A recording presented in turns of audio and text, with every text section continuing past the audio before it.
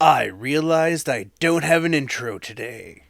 So, welcome back to the Canuckonomicon. I have here with me today a special guest. I'm Junior. Dirty Clyde is somewhere else, not here. And we are back at the Crossing Clay Annex studio in my home basement. So I'm just gonna hand it over to the guest and have her introduce herself. I feel like that was a slight slip there. You're like my basement. Yeah, that's pretty par for the course. Well, I'm Skye, and my show is Histories, Mysteries, and Conspiracies, which Junior has been on before. It's pretty obvious what it's about. Yeah, it's about histories and some mysteries and some conspiracies, but not cryptids. Not cryptids, true. I get so many messages for like, can you cover this cryptid? Yeah. No. I mean, maybe eventually during Cryptids Week, but no. Yeah, that's right. I was over on your show on your the episode on the Franklin expedition, which I'm eventually maybe going to do some more in-depth stuff into some of the other expeditions next season. But I don't know if you know this guy. You just time traveled. Oh, did I? You did. See, we're doing episode 4 today. Yep. So I'm going to tell you guys the story of this episode, and then we'll get into it. My dad and I actually recorded this originally back in like May.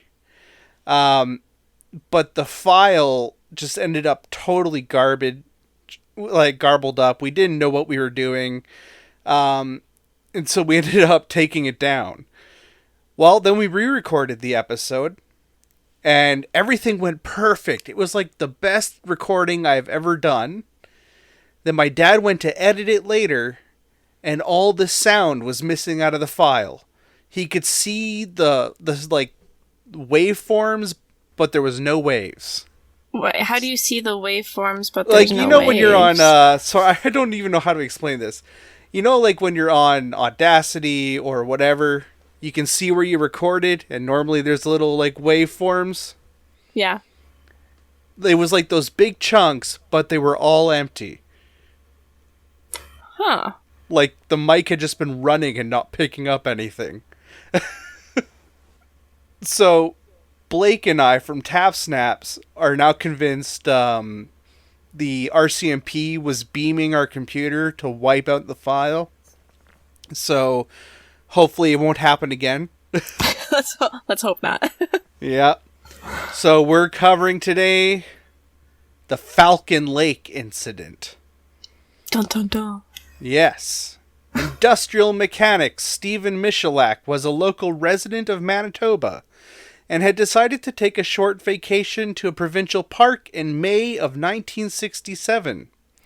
The park was called Whiteshell and was known to contain veins of quartz, the goal of the hobbyist prospector's trip. He was familiar with the area and knew his way around quite well, having visited often, according to the local hotel owner. On May 20th of 1967, he then stumbled into the Falcon Motor Motel, eyes bloodshot, and in a very distressed state. At first, the highway patrol officer who spotted him thought he was drunk, but he wasn't. He actually needed a doctor. There wasn't any doctor in town, so he rested in his hotel room, called his wife, and had his son meet him at a bus stop. From there, they drove to the hospital.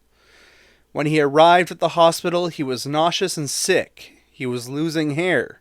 He had a terrible burn on his upper abdomen in the shape of a grid-like pattern, which you can still find pictures of. And Stefan Michalak's story would become a cornerstone in the lore of UFOs. It is actually considered one of the best documented, best investigated instances of contact with a UFO in history.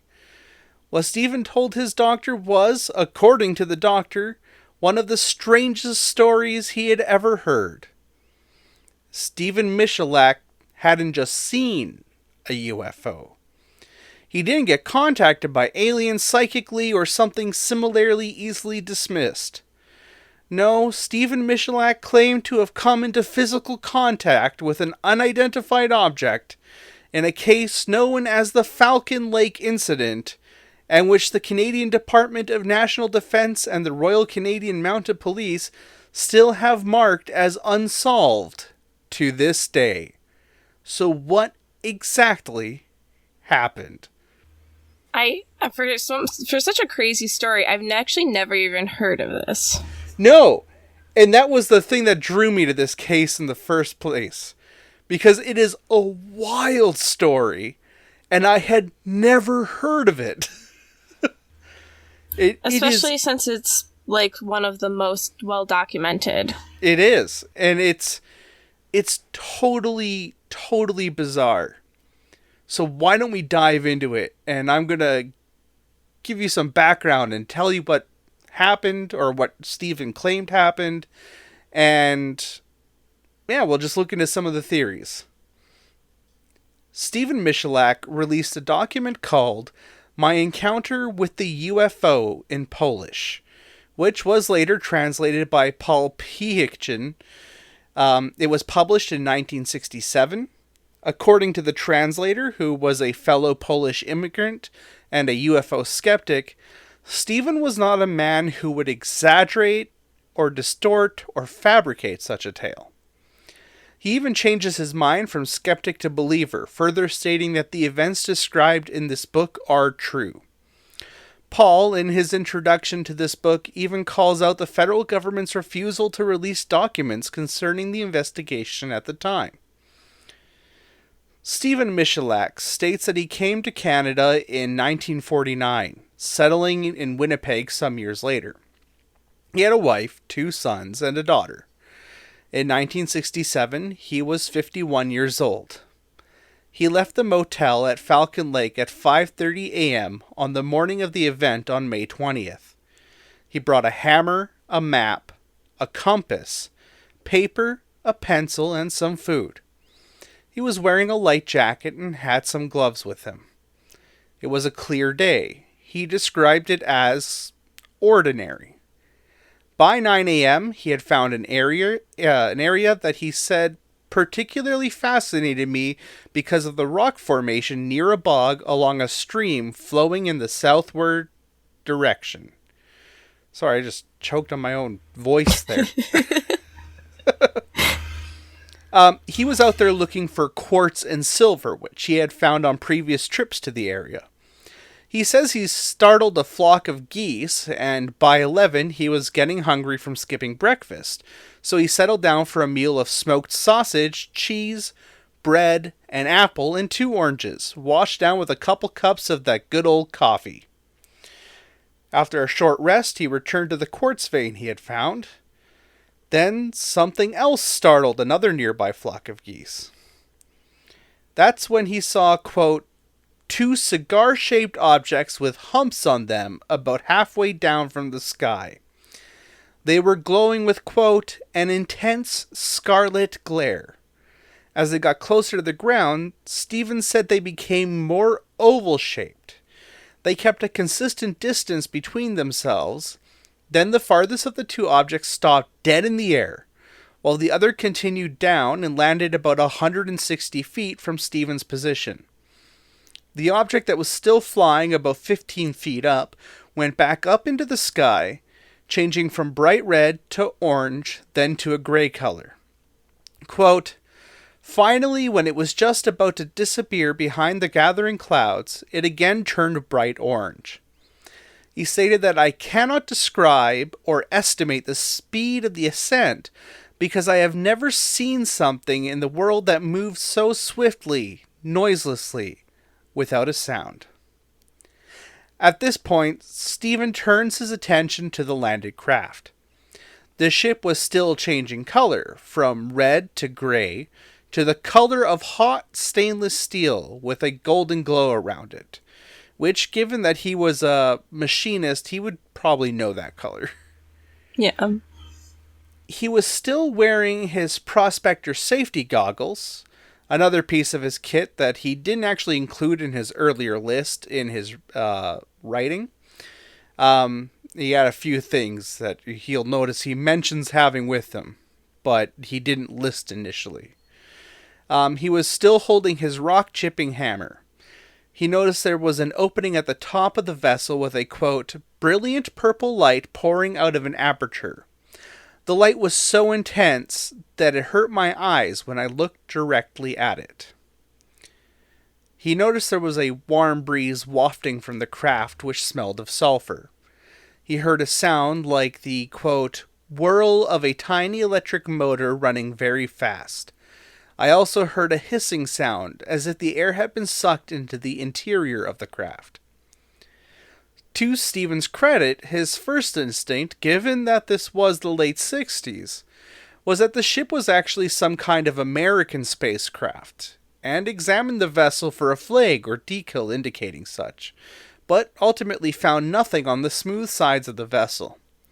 The sun was still high in the sky during this sighting, but despite that, the floodlights on the craft were apparently overpowering the sunlight and casting a purple glow on the ground near them. He stated that every time he looked at the lights, they caused red dots to appear in his eyes when he looked away. In other words, they were burning his retinas. He then described hearing voices, like a human's, coming from inside. One was higher pitched, and they were speaking to one another, though their voices were muffled by the motor and the continued hissing noise of the air. He called out in English in response, shouting as he neared the inside of the craft. And he shouted, I quote, "Okay, Yankee boys, having trouble? Come on out and we'll see what we can do about it." Like a good Canadian. He received no response and was perplexed. So he then asked in Russian. They did not respond to his... Yeah, there was no Come on, response. Yankee boys. And I'm picturing this in like a thick Polish accent. So he then asked in Russian if they spoke Russian.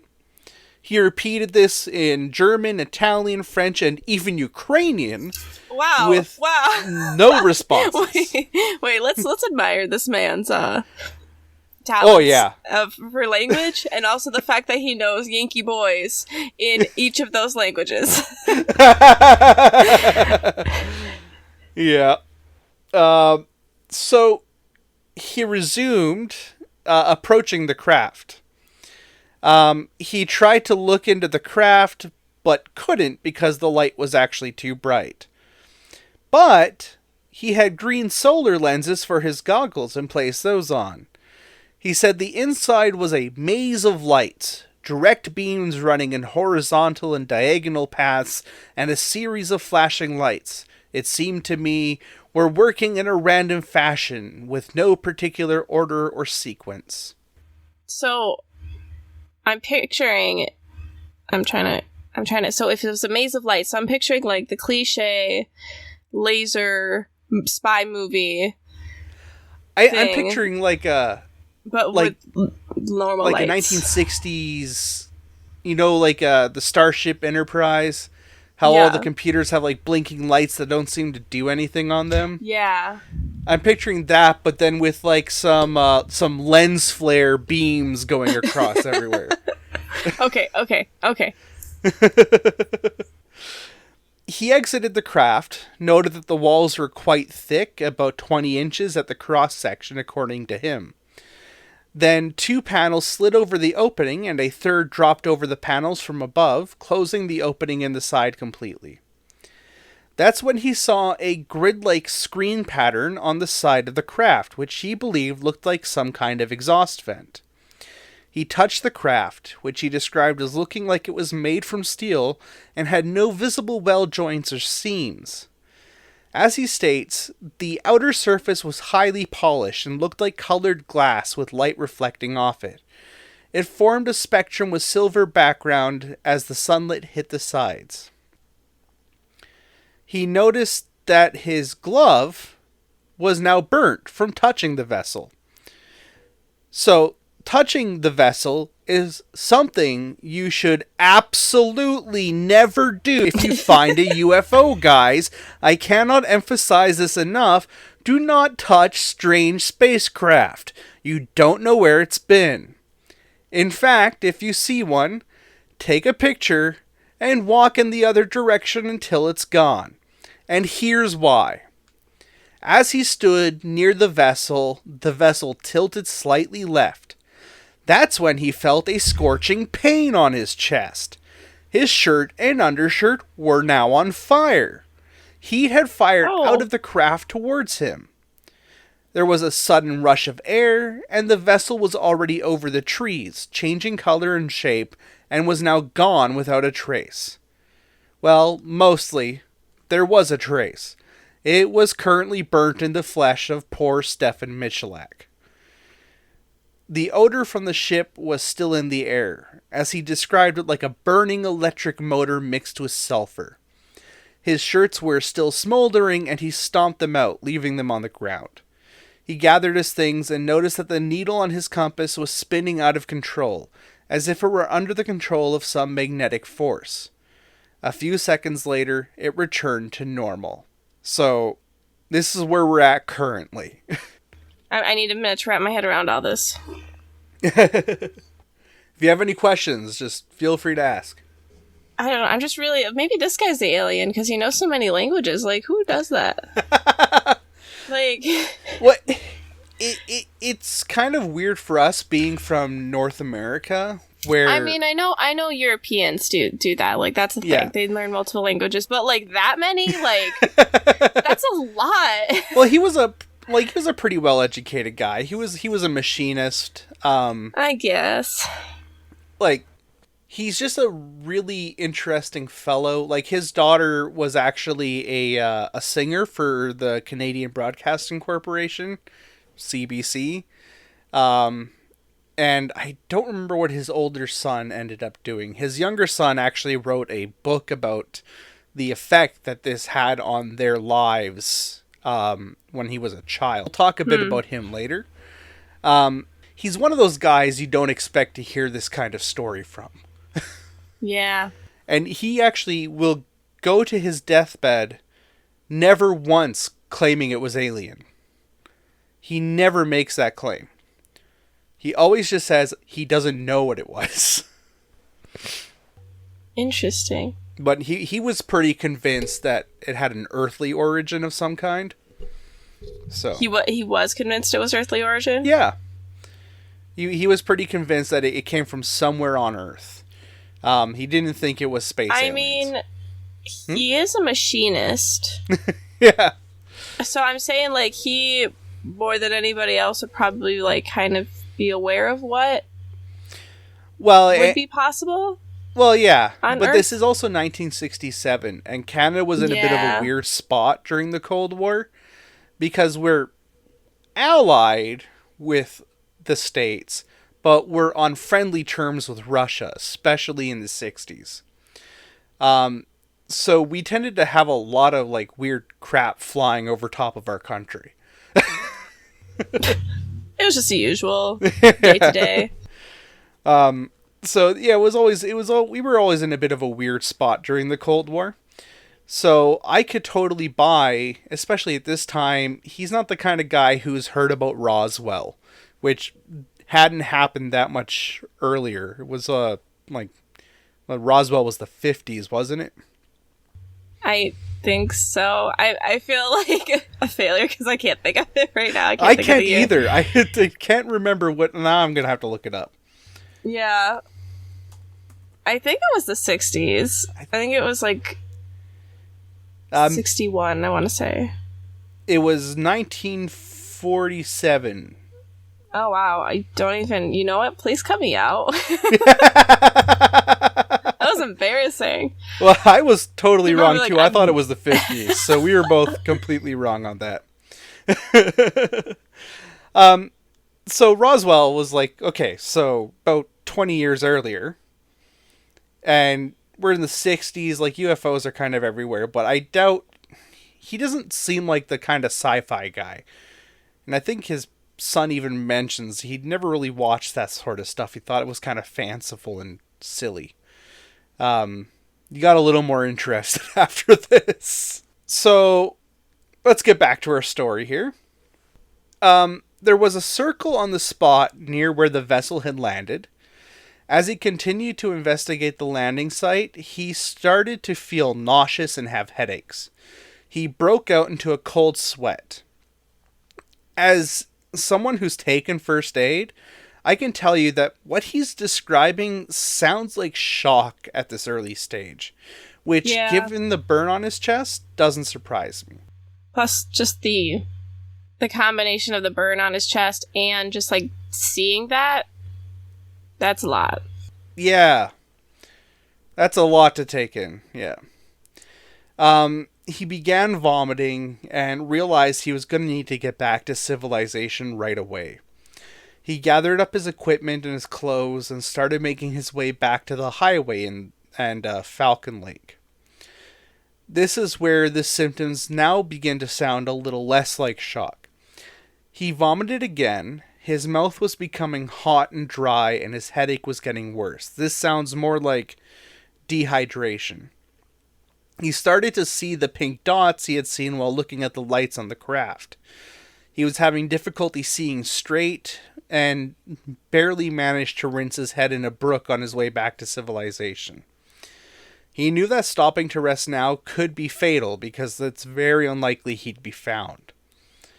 Keep in mind, this was 1967. He doesn't have a cell phone. He has no way to contact anyone and let them know that he's in trouble. His only hope is to stay alive and make it back to the hotel.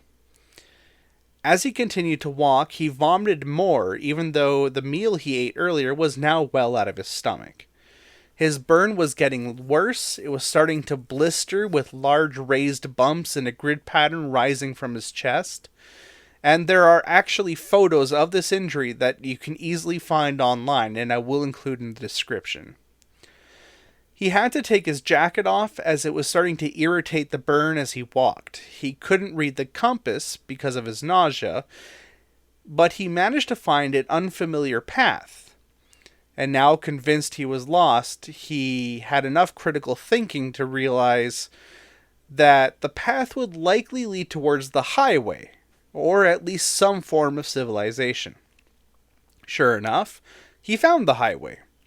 Unfortunately, the first RCMP that saw him simply kept driving despite his signaling. Stephen still stank of ozone and sulfur, and he was getting sicker by the moment. The second RCMP officer he saw, he tried to get to take him for help. He told the officer to keep his distance, fearing spreading radiation. The officer did not get help, instead saying, "I have duties to perform here," and driving off. This officer, it turns out, was actually the same one who saw him earlier and just assumed that Michalak was drunk. On foot, falling over sick, Michalak made it back to the hotel on his own. Of all the things on his mind, he was worried that his health had become permanently ruined and that he would now be disabled and unable to work. At 4 o'clock, still on May 20th, he went and asked the waitress at the hotel restaurant if there was a doctor available. Keep in mind that this is an isolated town in Western Canada in 1967. The resident doctor wouldn't be arriving to the area until July, and the nearest doctor was in Kenora, Ontario, 72 kilometers away, which is nearly an hour's drive. He tried calling the Winnipeg Tribune, figuring that what had happened to him was news, and maybe someone there could drive him to the doctor. He didn't want to panic his family, at least not until he was safely in the hospital. Getting no answer, he now had no choice. He called his wife, and had his son meet him at a bus stop in Winnipeg that evening. He packs his things, puts on a sweater and a jacket, then heads out only to find the next bus won't arrive for another 4 hours. Eventually, however, he manages to get to the hospital. He told his physician, whose grasp of English was as poor as Michalak's own, that he had been hit by airplane exhaust. He didn't feel up to trying to communicate his entire encounter across 2 language barriers in his current state. By the time he got home, he hadn't eaten since seeing the craft. He took some sedatives and tried to sleep. The next day, he was feeling no better.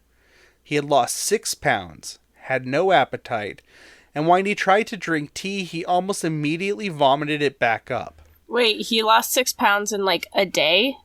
Yep. That can happen if you're losing a lot of water. You can. I guess it makes sense. If you like when you have the stomach flu and stuff. Yeah, exactly. Okay. That's why when you try to lose weight like intentionally, you lose a lot of weight really fast. That's all water weight. Mm-hmm. And then it slows down because that's when you're actually losing weight. What happened here is he got violently ill, was vomiting everything up, and probably losing a lot of water from sweating and from throwing up all the time. So that's probably how he lost all that weight in one day. Okay. Checks out. So here we are talking about Stan Michalak now, which is Stefan's youngest son, who at the time was 9 years old. He recalls visiting his dad when he was sick. He also noticed the horrible stench of sulfur and ozone that permeated his father. He notes this in my primary source for this episode, When They Arrived, which is a book that talks about not the incident itself so much, though there's a little bit of that there. It talks more about how this affected their family dynamic, and it's a great book if you really want to get a look into what something like being the center of a UFO craze can really do to a family. He describes, "When I walked into the bedroom, a wall of odor struck me so hard that I stopped in my tracks. It was the stink of sulfur overlaid with ozone. The smell that comes out of a burning electric motor that has overheated. Together they formed a miasma of sickness, of wrongness. So much that I froze in place. Dad opened his eyes, noticed me, and gestured that I should come closer. He patted the bed, an invitation for me to sit. His voice was hoarse, and I spotted bandages on his upper chest. The smell seemed to be coming from him, from the very pores of his skin." So he smelled like the ship, basically. Yeah. Exactly, like sulfur and ozone. Yeah, it was apparently quite a pungent scent, and it's noted by pretty much everybody that had come into contact with him when he was sick. That's so weird. It is, and there are some theories about it that I'll talk a little bit about later. Though I think most of them are total bogus. But we'll get into that.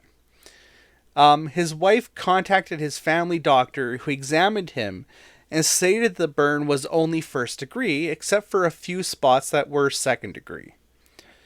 A photographer and a reporter from the Winnipeg Tribune arrived and took his story down, photographing his injuries, which are the photographs you can find to this day. This would be the first encounter with the press in what was soon to be an exploding story that would lead to questioning and investigations by reporters, police, and even NASA and the Canadian Air Force.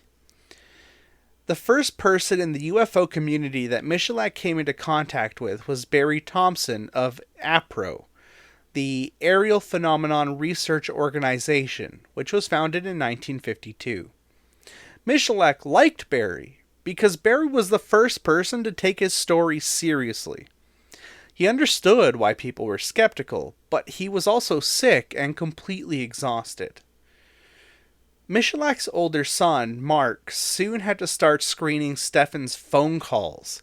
The phone was ringing off the hook now that his story had broken, and while most simply wanted to gawk at the spectacle, there were some that Michalak was grateful for, because they seemed to be genuinely concerned with his well-being. He names a few as Mary Lou Armstrong of the University of Colorado, Professor James McDonnell of the University of Tucson, and a few press people that he liked. His health didn't get any better. He had no appetite, was continuing to lose weight, and was still being bombarded by the press and the public. He was then contacted by the RCMP and the Royal Canadian Air Force. They grilled him, trying to figure out what he saw and why. Eventually, he was sent to a radiation specialist, and they determined that he did not have any radiation poisoning, which did little to explain his deteriorating health. Yeah. 2 days later, on May 22nd, he finally started to see some improvement. His first few trips out after recovering with the press and the RCMP in an attempt to locate the area where the sighting had occurred failed because he couldn't recognize the geography anymore due to the changing weather. So, you live in Michigan? Yep. I don't know what it's like there, but like how much does like things change between say May and June? Between May and June, not too much. It's usually like it's cold, like it depends. Like it's those winds. May is one of those times where it's like freezing in the morning and then like sweltering by the afternoon. And then June is just kind of like hot all the time. Up here the big difference is the trees. And this is why a lot of people don't believe that he didn't recognize the geography anymore. But the thing is, in May, most of the trees still don't have leaves. Yeah, that's how it is here.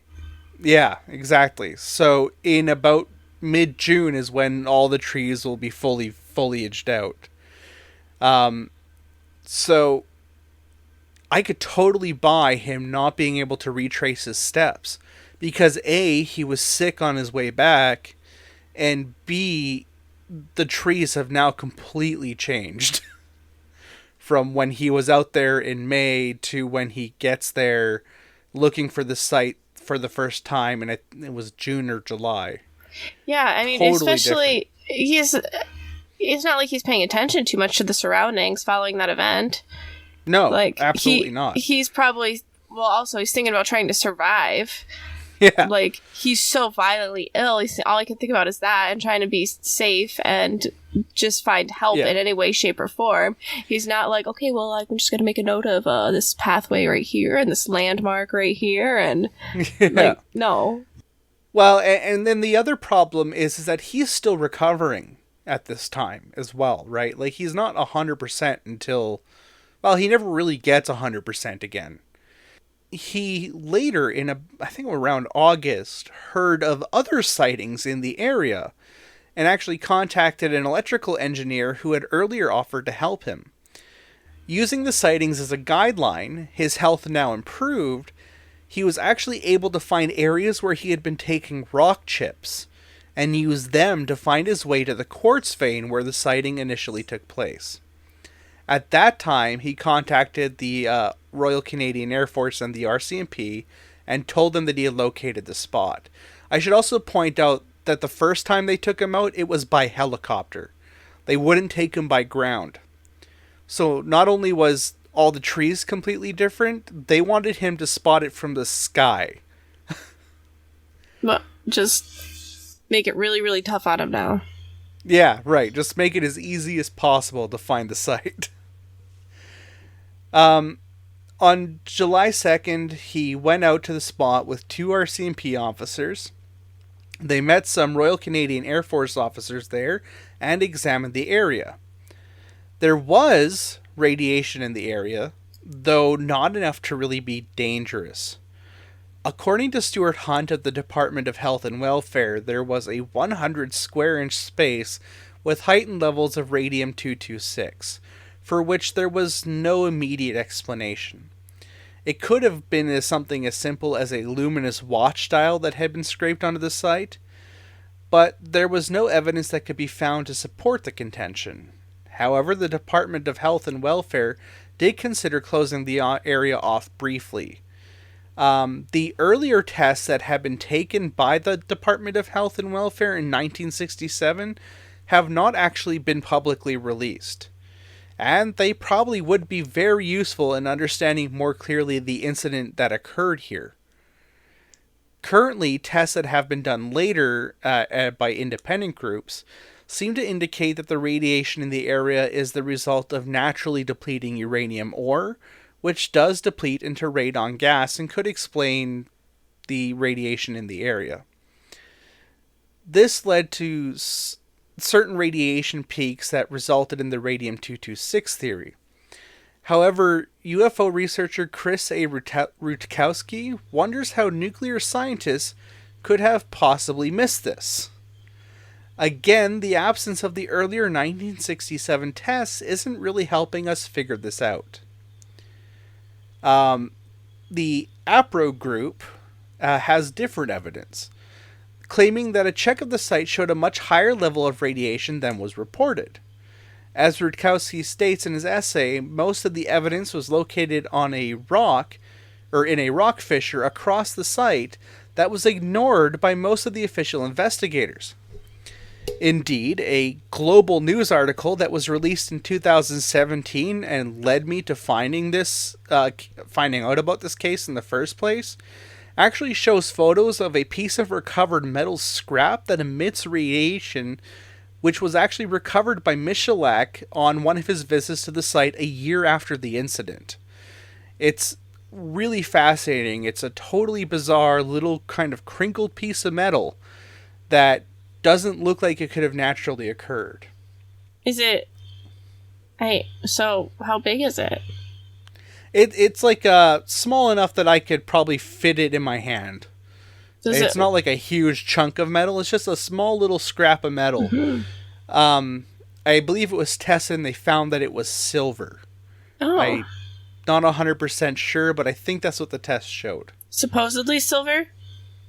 Basically? I'm going to say that it is... I think they mention what it is in the article that I'll link in the description, which has a picture of the metal, as well as the pictures I mentioned of Michalak with the burn on his chest. At this point, Michalak had been having occasional rashes on his face. They weren't serious and were easily treated. However, in September, despite having long recovered from the burn marks seemed to return. His throat was swelling up like he was having an allergic reaction, his hands were becoming puffy, and he was quickly becoming ill again.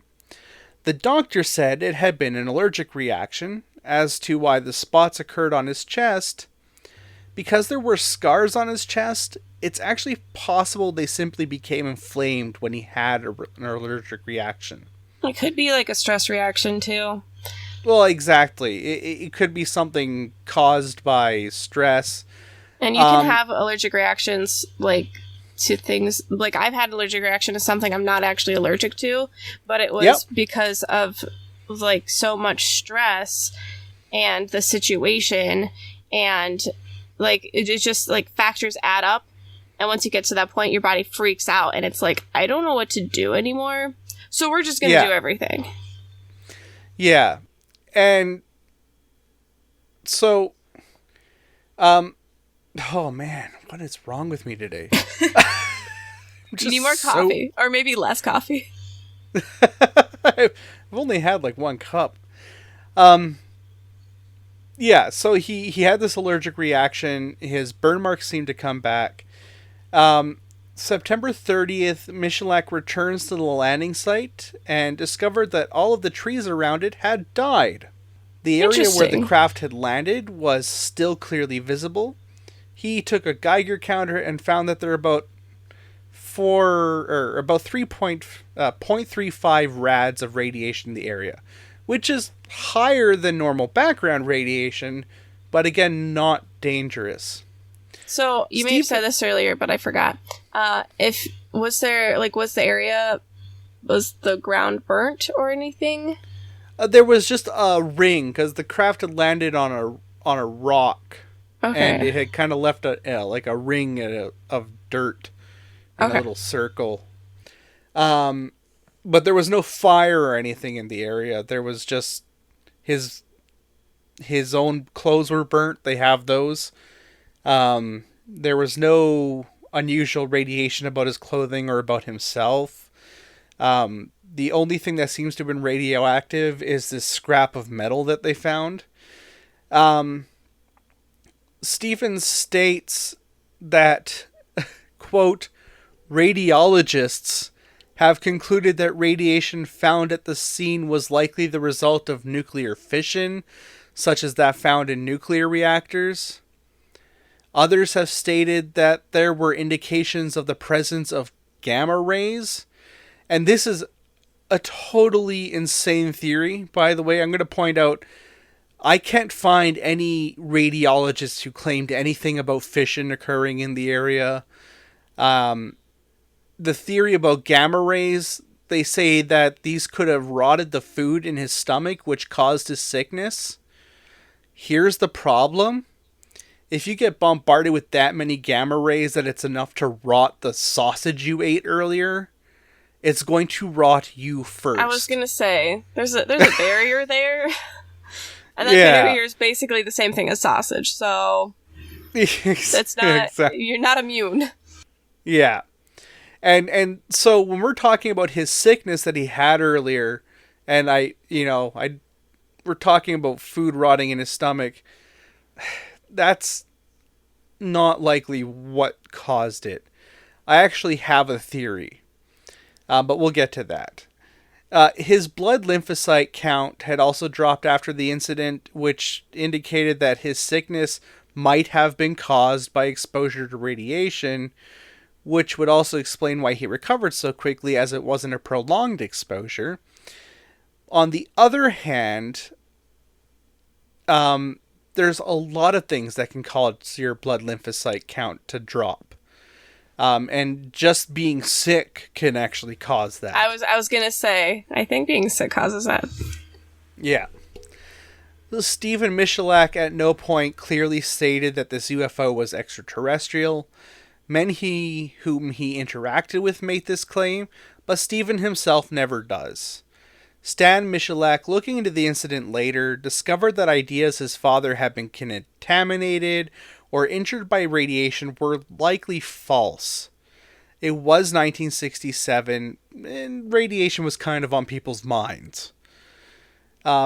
Any number of things could have caused his father's white blood cell count to drop, and despite the radiation found at the site, none of his clothing or belongings that he had been carrying with him were contaminated. It was pretty much a red herring.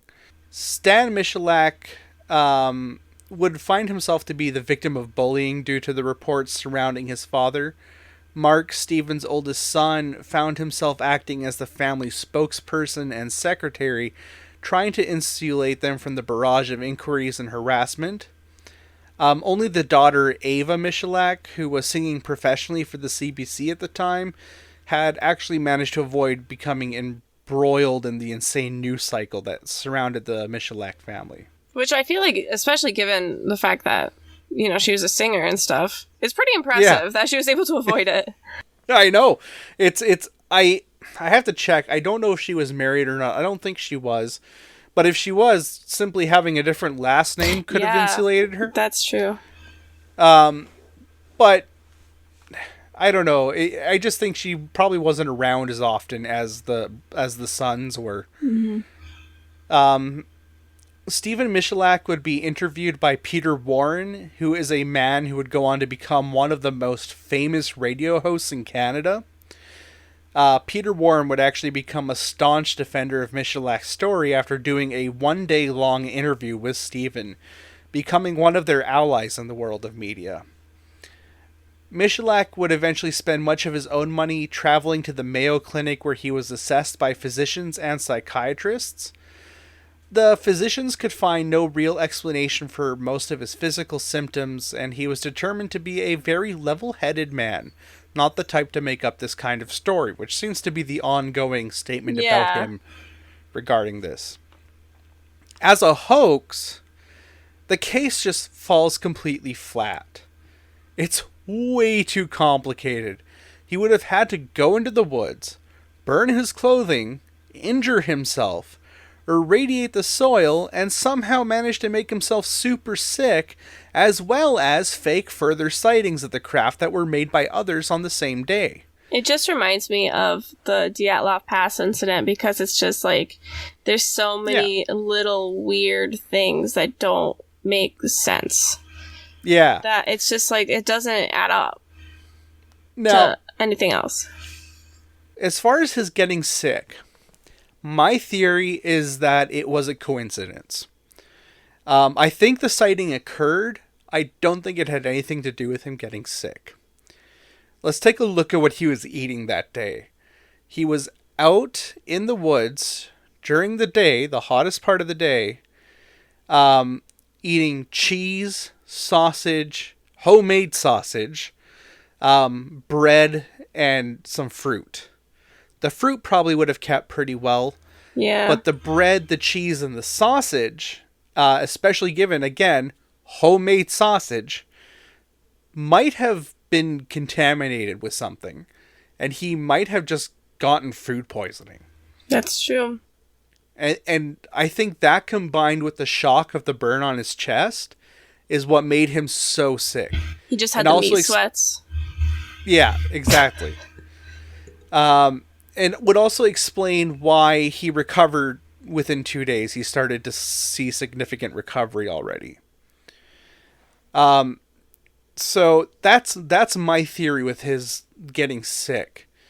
The allergic reactions he started having after that, I think might have just been triggered by him becoming so acutely ill or by the stress of what was going on. Yeah. And again, his claims that the burn kept coming back, I think that's just scarring that was being inflamed by the allergic reactions that he was having. There are some other people who point to his inability to find the site as a sign that it was a hoax. But like we discussed, there's a big difference between the way things look between May and June. And he was also told to find the site from a random spot on a helicopter. Right. So I mean, whenever I fly in, because like the airport that I fly into is not far from where I live. It's like 20 minutes away. So when I'm flying in, I'm trying to look down and like see places I know. I never have. You don't recognize anything. Absolutely not. I'm like, I have no idea where we are. We're made in Michigan. Yeah, exactly.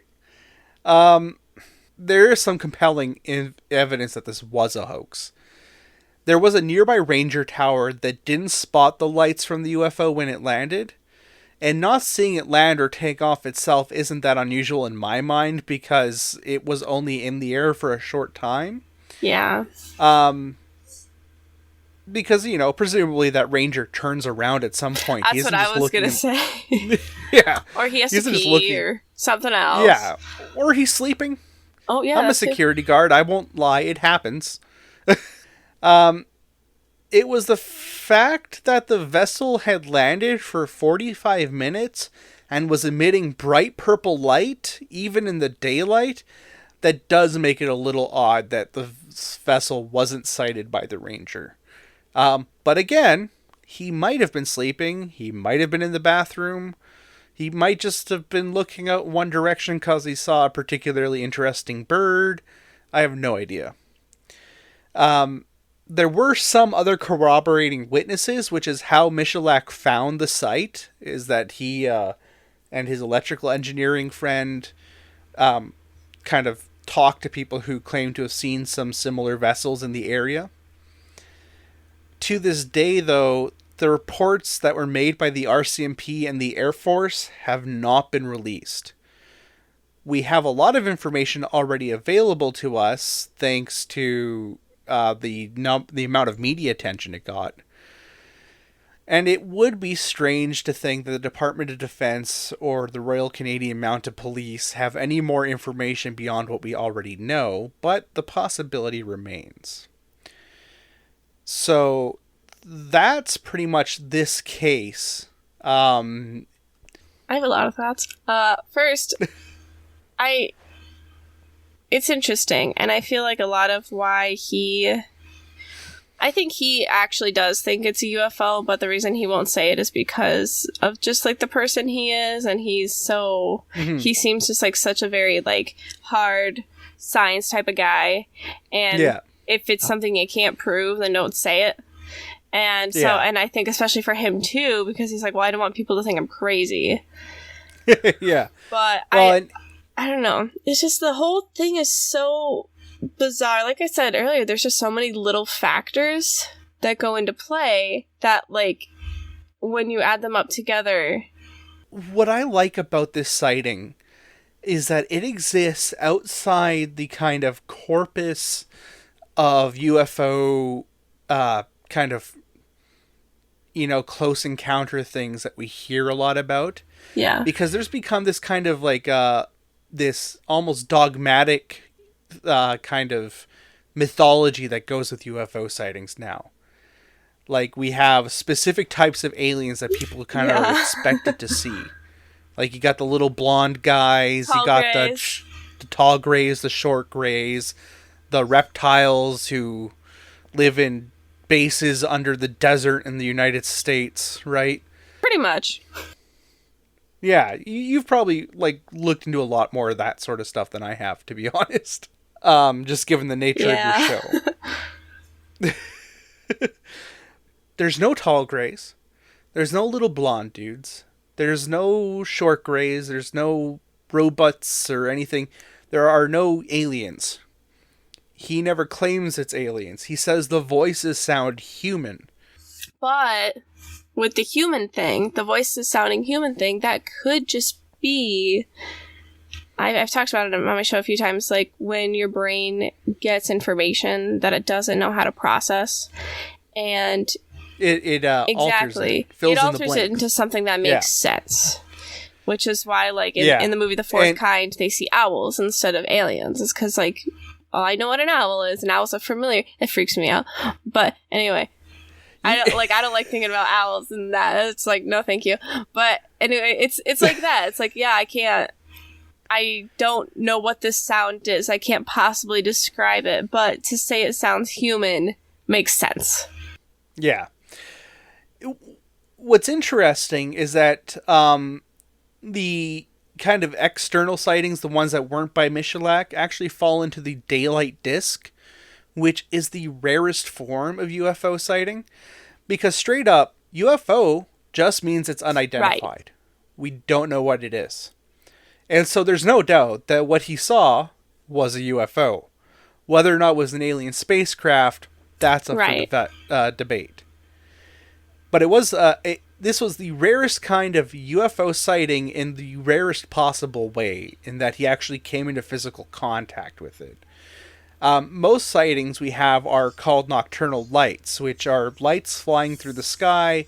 Often they behave or appear in ways that are unusual and difficult to explain, hence their unidentified status. And nocturnal lights make sense because it's dark out. All you can see is the little blip. It could be anything. But this sighting is unparalleled. There's almost no sightings like this. Most of the ones that are similar are abductions, and I tend to just ignore most of those because I've had sleep paralysis. Yeah. I know what it's like, and most of them just sound like sleep paralysis. Right. This one, though, this isn't an abduction. He doesn't go missing for like 3 weeks and then appear with no memory of what happened. He literally runs out of the woods on the same day that he went into them. It's just a fascinating little kind of corner of the UFO world that almost nobody's ever talked about. Why do you think nobody's talked about it? Because it's Canadian, straight up. I think that's just forgets about Canada. It's honestly. Especially because it's Canada in the 1960s. At the time, Canada wasn't, like, we didn't have the beaver laws yet. Canada didn't really have its own identity yet. I don't even know if we had our own flag yet. We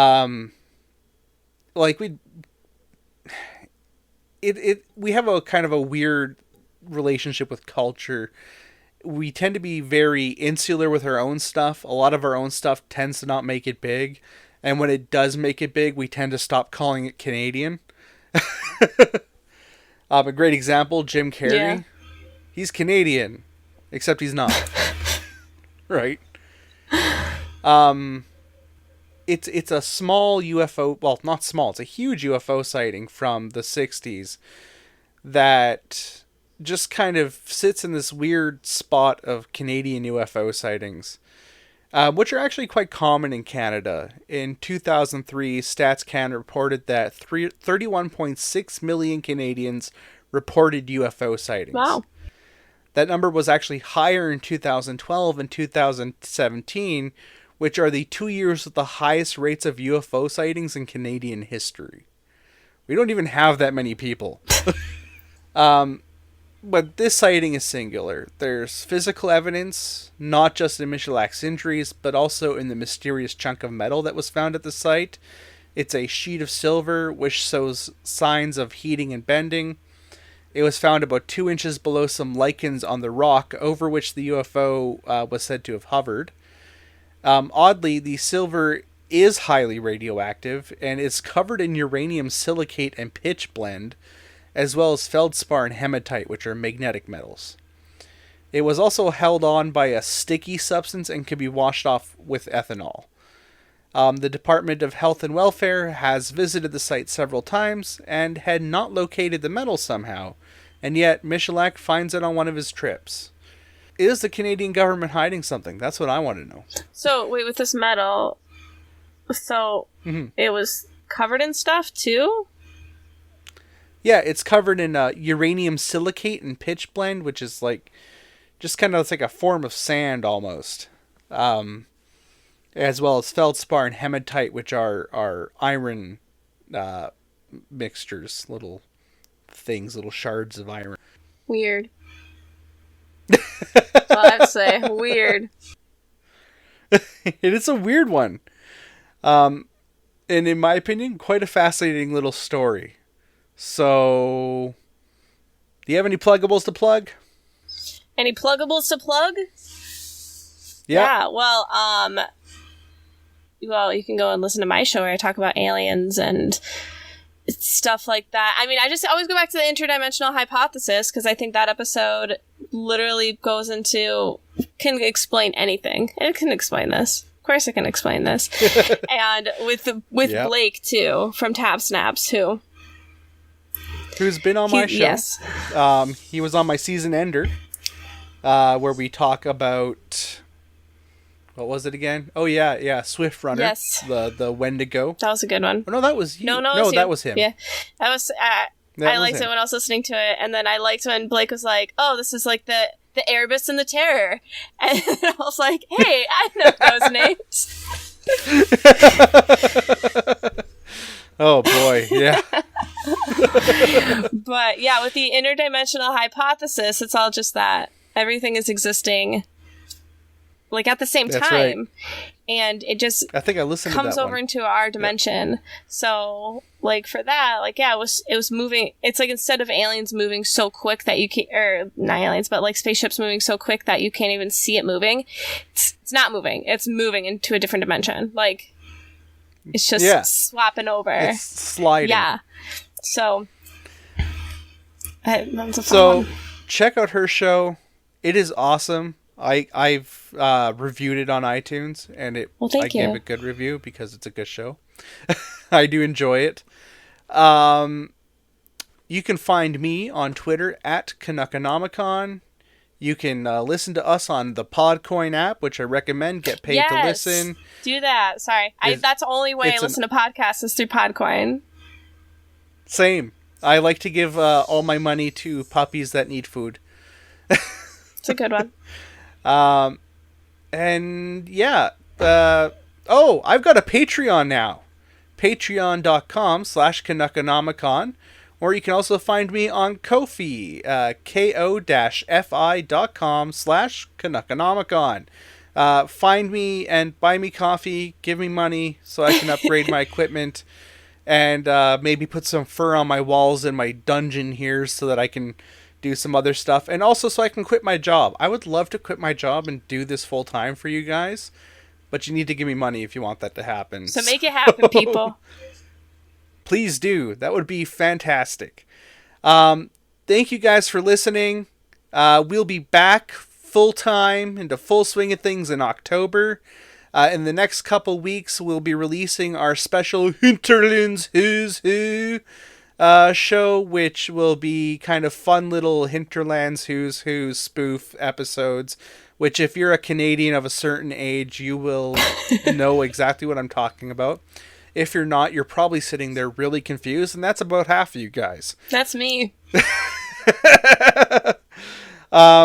So yeah, I'll include links in the description to the CBC article and the Global News articles that I've read on this, as well as a link to the Goodreads page where you can find some information on the book when they appeared, which was like one of my main sources for this case.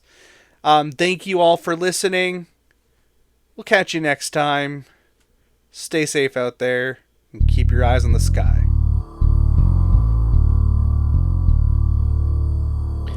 Canuckonomicon is a production of Crossing Clay Studios.